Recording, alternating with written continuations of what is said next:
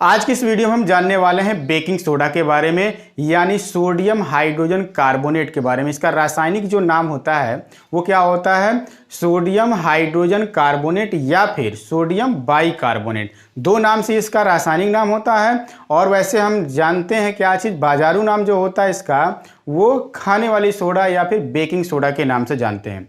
अक्सर हम लोग पकवान में इस्तेमाल करते हैं इस सोडे को, और अपने भोज्य पदार्थों में इस्तेमाल करके हम इसको क्या करते हैं, खाते भी रहते हैं। जितने भी कोल्ड ड्रिंक वगैरह बनाए जाते हैं उन सभी कोल्ड ड्रिंक्स में इस तरीके का सोडियम कार्बोनेट मिक्स रहता है। ठीक है, यानी शीतल पेय जितने भी होते होंगे उन सभी में कुछ न कुछ मात्रा में ये आपका कंपाउंड मिला रहता है, बेकिंग सोडा उसमें मिला रहता है। ठीक है, आज हम उसी को बनाने की बात करेंगे, लैब में किस प्रकार से बनाया जाता है।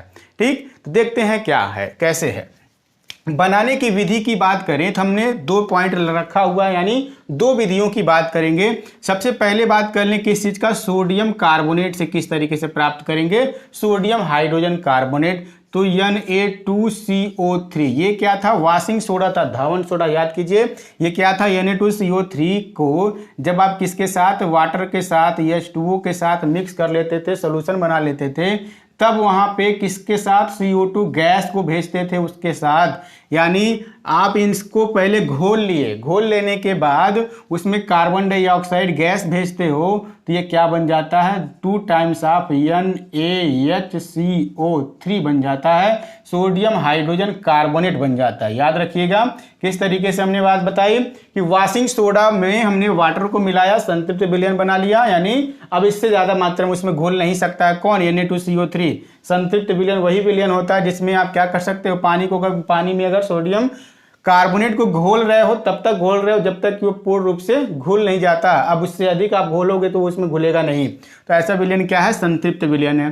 तो संतृप्त विलयन में हमने क्या किया, कार्बन डाइऑक्साइड को भेजा, गैस को लगातार भेजते जा रहे हैं, तो उस सोल्यूशन में क्या बन जाता है, NaHCO3, यानी कि वहां पे सोडियम हाइड्रोजन कार्बोनेट बन जाता है, जिसे हम लोग क्या कहते हैं, बेकिंग सोडा कहते हैं। ठीक है, आगे बढ़ते हैं किस प्रकार से हम बेकिंग सोडा बनाएंगे। हम NaOH से बनाएंगे। याद करें दूसरा जो पॉइंट, या फिर उससे पहले हम वॉशिंग सोडा जब बनवाए थे तो वहां पर लैब मेथड NaOH से स्टार्ट हुआ था। सोडियम हाइड्रोक्साइड को किसके साथ, CO2 के साथ रिएक्शन कराना था।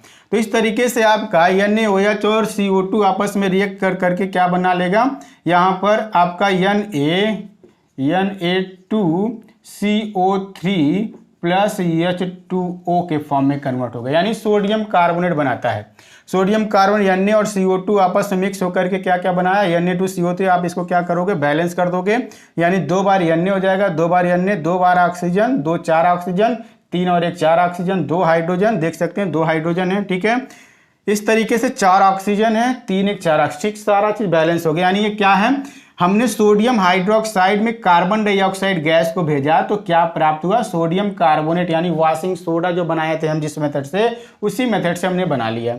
अब सोडियम कार्बोनेट को अब यही रिएक्शन फिर से कराना है, तो Na2CO3 को ले लेते हैं, सोडियम कार्बोनेट को ले लिए, जल को ले लिए, H2O को, और फिर से CO2 उसी में क्या करते हैं, प्रवाहित करते हैं, CO2 को ले लिए। देखिए बिल्कुल यही उपरोक्त रिएक्शन आ जाता है फिर से।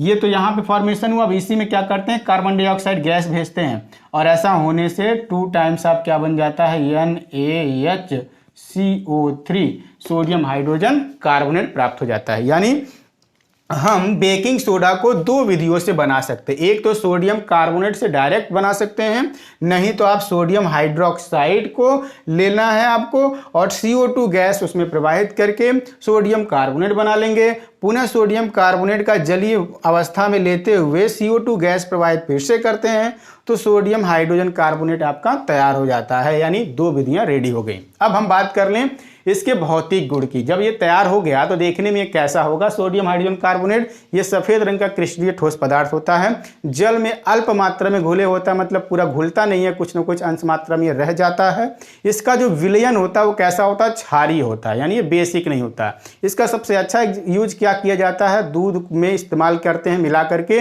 और गर्मी के सीजन में ज़्यादा टाइम तक दूध को सुरक्षित रखा जाता है, क्योंकि दूध क्या है, अगर उसमें एसिड की जरा सा भी मात्रा आ जाती है तो वो फट जाता है। तो अगर इसमें हम क्या करते हैं, मिला देते हैं पहले से सोडियम हाइड्रोजन कार्बोनेट यानी बेकिंग सोडा, तो जो एसिड बन रहा होता है उसमें उस एसिड को वो क्या करता है, न्यूट्रलाइज कर देता है, यानी उदासीनीकरण अभिक्रिया के द्वारा उस एसिड को कंट्रोल कर देता है। और ऐसा कर देने से दूध क्या होता है, जल्दी फटता नहीं है। फटने को तो वो फटेगा लेकिन इतना जल्दी नहीं फटेगा जब तक ये इसमें प्रभावकारी अवस्था में रहे। क्या चीज़, आपका सोडियम हाइड्रोजन कार्बोनेट। ठीक, ये तो हो गया इसके भौतिक गुण के बारे में बातें। अब हम बात कर लें किस चीज़ का, रासायनिक गुण।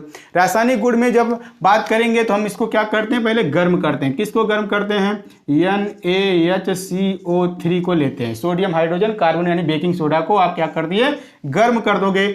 गर्म करते ही यहाँ पे आपका Na2CO3 प्लस यानी सोडियम कार्बोनेट, और उसी के साथ साथ H2O, और उसी के साथ साथ CO2 गैस। याद कीजिए यहाँ पे यही रिएक्शन है, हमने उल्टा करके लिख दिया। ये यहाँ पे पहले से है, ठीक है, इसको 2 से मल्टीप्लाई करेंगे हमने तो बैलेंस नहीं होगा।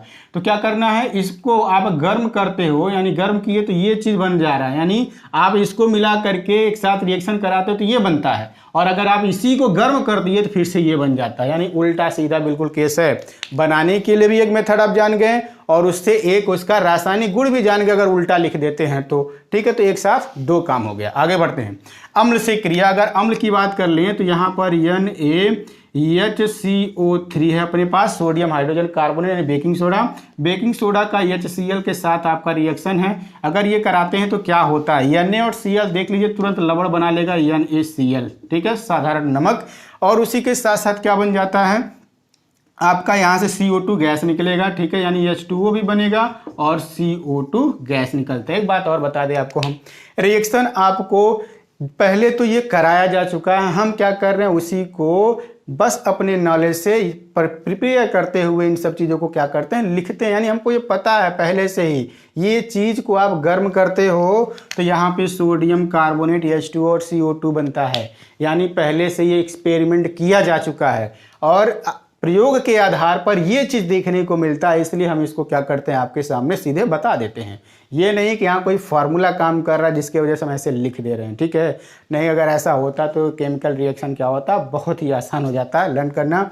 ये मैकेनिज्म के साथ होती है बातें हायर क्लासेस में, वहाँ पे ये सारी चीज़ें डिटेल में सब बताई जाएंगी। वहाँ आपको किसी रिएक्शन को लर्न करने का ट्रिक नहीं बताया जा रहा है, आपको केवल मैकेनिज्म के आधार पर काम करना सिखा दिया जाता है। तो बहुत सारे रिएक्शन आप ऐसे ही जान जाओगे वो कैसे होता है। बट आपके क्लास में क्लास 10 के सिलेबस में आपका रिएक्शन जो है वो आप इससे क्या क्या बना वो याद करोगे। हम तरीका बता रहे हैं, कंपाउंड है, कंपाउंड को क्या किया गया, गर्म किया गया तो 3 चीजों में टूटा। कौन कौन सी चीजें हो गई, सोडियम कार्बोनेट, जल और कार्बन डाइऑक्साइड, 3 चीजों में टूटा। अब उनके मॉलिक्यूलर फार्मूले की बात करें यानी अणुसूत्र की बात करें, सोडियम कार्बोनेट का अणुसूत्र आपको पता होना चाहिए, जल का अणुसूत्र आपको पता होना चाहिए, CO2 का अणुसूत्र आपको क्या होना चाहिए, पता होना चाहिए। तब जाकर के आप इस रिएक्शन को क्या कर सकते हैं, लिख सकते हैं। ठीक, तो अम्ल से क्रिया की हम बात किए तो यहाँ देखें हमको पता है पहले से एक साल्ट बनेगा, लवण बनेगा, तो Na और Cl जब आपस में जुड़ेगा तभी तो लवण बन पाएगा। दूसरा काम यहाँ पे HCO3 है और यहाँ का H है, तो इसमें से एक H2O निकलता है और CO2 गैस यहाँ से अलग हो जाता है। ठीक, यानी लवण हो गया, जल हो गया, कार्बन डाइऑक्साइड गैस हो गया। गैस के लिए आप क्या कर सकते हैं, एरो ऊपर की तरफ दिखा सकते हैं। ठीक है, ये उड़ जाएगा।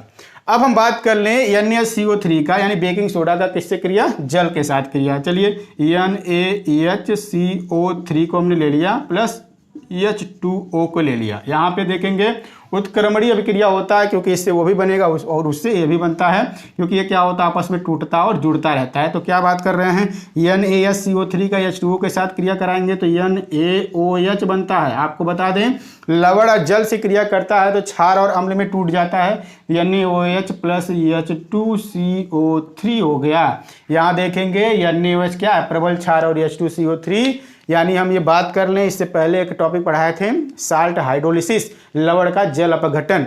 तो ये लवण है, इसका वाटर के साथ क्रिया कराएं, यानी क्या किया करा दिए, उसका हम घोल दिए, उसका अपघटन करा दिए। तो ऐसा करने से क्षार और अम्ल बन गया। और यहाँ देखते हैं प्रबल क्षार और दुर्बल अम्ल है।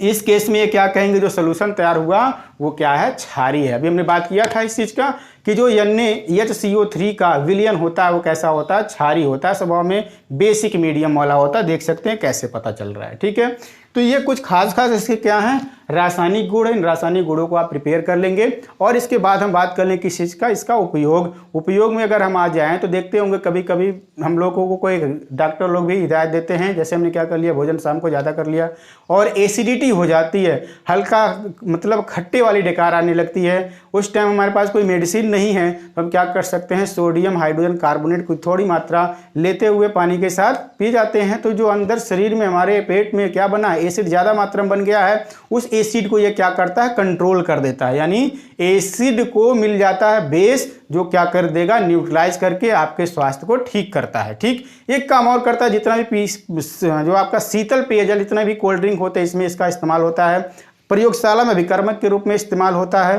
ठीक है, दूध में इस्तेमाल होता है, ऐसे कई जगहों पर इस्तेमाल करते हैं। और एक खास बात बतानी थी, जो वो क्या है, जैसे जितने भी पकवान आपके बनते हैं अगर उसमें आप NaSCO3 मिलाते हो तो साइज में बड़ा फूल जाता है। कुछ जानता है कैसे, क्यों बड़ा फूल जाता है? क्योंकि वजह यही है, जब आप उसको गर्म करते हो तो देख लो H2O का वहाँ पे जलवाष्प बना और CO2 गैस बना और उसी में Na2CO3 भी बना जो वाशिंग सोडा है। यही वजह है कि उसको ज़्यादा मात्रा में खाने से ये नुकसान कर सकता है। लेकिन CO2 और H2O दोनों के दोनों गैस है, यानी एक अणु सोडियम हाइड्रोजन कार्बोनेट के टूटने से यानी गर्म करने से एक अणु जल बनता है, जलवाष्प, और एक अणु कार्बन डाइऑक्साइड बनता है। बताइए, इतने छोटे टुकड़ों में ऐसे बहुत सारे अणु होंगे NaSCO3 का, और हर किसी से H2O CO2 गैस के फॉर्म में रिलीज हो रहा है। तो जहां कहीं भी वो रहेगा किसी भी चीज़ के अंदर तो वो क्या करेगा, साइज में उसको बड़ा करके तो निकलेगा, फूल करके निकलेगा, यानी उसके साइज को क्या कर देता होगा, वो बड़ा कर देता होगा। अब एक बात और बता लें, कोल्ड ड्रिंक के अंदर देखते होंगे जब भी आपका बबल्स बनना स्टार्ट होता है, आप जब भी गिलास में गिराते हो तो क्या होता है, उसमें बबल बनना स्टार्ट हो जाता है, झाग बनना स्टार्ट हो जाता है। तो उस झाग में यही CO2 ही होता है, इस बात का ध्यान रखें। ठीक है, इसीलिए कोल्ड ड्रिंक भी अधिक से अधिक ज़्यादा नहीं सेवन करना चाहिए। क्यों नहीं करना चाहिए? यही वजह है CO2 का होना। तो शरीर में हमारे CO2 नहीं होना चाहिए, CO2 बाहर रहना चाहिए, ऑक्सीजन अंदर होना चाहिए। तो इसीलिए यहाँ क्या है, CO2 को हमको नहीं चाहिए, और नहीं चाहिए तो मतलब क्या हुआ, कोल्ड ड्रिंक का सेवन कम करें। ठीक है, या फिर सोडियम हाइड्रोजन कार्बोनेट आप भोज्य पदार्थ में इस्तेमाल करते हैं तो कम से कम मात्रा में इस्तेमाल करें। ठीक है, आशा करते हैं टॉपिक आपको अच्छे से समझ में आया होगा। ठीक है, थैंक यू।